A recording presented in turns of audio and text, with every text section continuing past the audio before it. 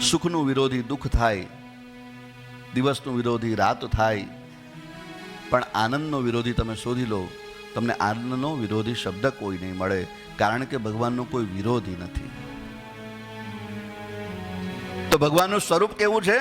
સતચિત અને આનંદ સ્વરૂપ છે ભગવાન.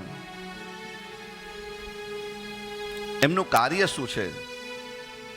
તો કે વિશ્વોત્પત્યાદિ હેતવે, વિશ્વની ઉત્પત્તિ કરવી, વિશ્વનું પાલન કરવું અને એનો સંહાર કરવો. ભગવાનનું કાર્ય એક જ છે.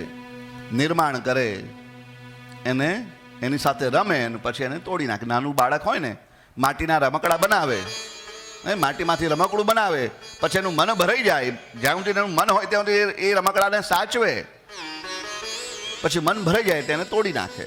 આ જ કામ ભગવાનનું છે. વિશ્વની ઉત્પત્તિ કરે, એનું પાલન પોષણ કરે ને પછી એનો સંહાર કરે. વિશ્વોત્પત્યાદિ હેતવે.